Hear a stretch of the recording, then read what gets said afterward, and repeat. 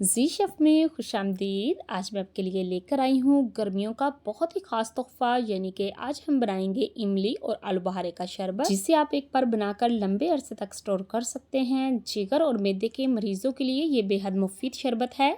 आप इसे शदीद गर्मी में ज़रूर बनाकर पिया करें। रेसिपी बहुत ही आसान है, फुल वॉच कीजिएगा। तो चलते हैं मज़ेदार सा शरबत बनाने की तरफ। बिस्मिल्लाहिर्रहमानिर्रहीम। इमली और आलू बहारे का शरबत बनाने के लिए 200 ग्राम मैंने आलू बहारा लिया है। आलू बहारा मुझे ब्राउन और ब्लैक मिक्स मिला है, आप कोई सा भी ले सकते हैं। जितना हमने आलू बुखारा लिया है इतनी ही मिकदार में इमली ऐड करेंगे। 200 ग्राम इमली शामिल करेंगे। अब 3 ग्लास इसमें पानी ऐड करेंगे। अगर आपने इमली और आलू बहारे को पहले से भिगोकर रखा हो तो पानी की मिकदार थोड़ी कम कर लीजिएगा। मीडियम फ्लेम पर इसे पकने के लिए छोड़ देंगे। 15 से 20 मिनट में ये अच्छे से गल जाएगा। यहाँ पे इनको पकते हुए तकरीबन 20 मिनट हो चुके हैं। इमली और आलू बहारा इतने अच्छे तरीके से फूल चुका है और गल भी चुका है। मैं आपको चेक भी करवा देती हूँ। तो माशाल्लाह से देखें कितनी आसानी के साथ गुठली इनकी अलग हो गई है। अब फ्लेम को ऑफ करेंगे और इसे ठंडा कर लेंगे।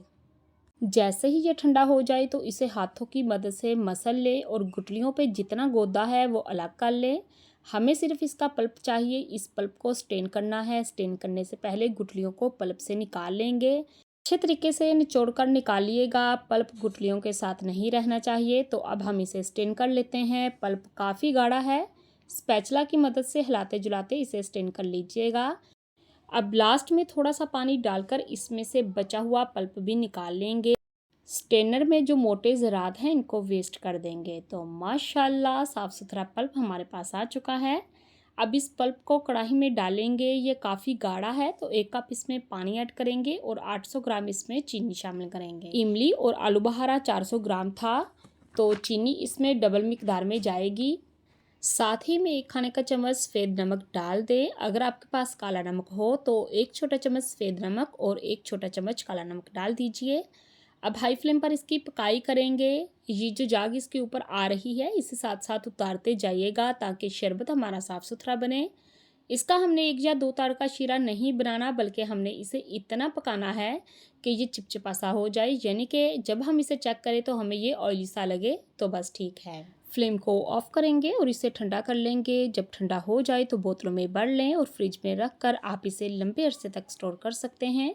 बस इस बात का ख्याल रखें कि जिस भी बोतल या जार में आपने इसे स्टोर करना है वो अच्छे तरीके से खुश्क हो, फिर ही आप इसे लंबे अरसे तक स्टोर कर सकते हैं। तो चलें अब मैं आपको इसे बनाने का तरीका भी बताती हूँ। एक बड़ा बाउल लें, इसमें क्रश की हुई बर्फ़ डालें और थोड़ा सा तैयार किया हुआ इमली आलू बहारे का शरबत डालें और पानी डाल दें और मिक्स करें। इसी दौरान अगर अभी तक आपने मेरे चैनल को सब्सक्राइब नहीं किया तो प्लीज़ कर लें और साथ लगे बेल आइकन को भी दबा लें, ऑल पे क्लिक भी कर लें ताकि मेरी हर नई आने वाली वीडियो का नोटिफिकेशन आप तक सबसे पहले पहुंच सके।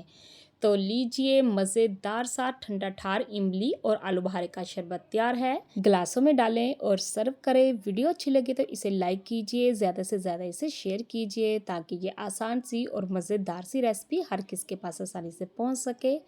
मज़ीद ऐसी आसान और मज़ेदार रेसिपीज़ देखने के लिए मेरा चैनल विज़िट करें। अपना और अपने प्यारों का बहुत सा ख्याल रखें। Thanks for watching. मिलते हैं नेक्स्ट वीडियो में, तब तक के लिए अल्लाह हाफिज़।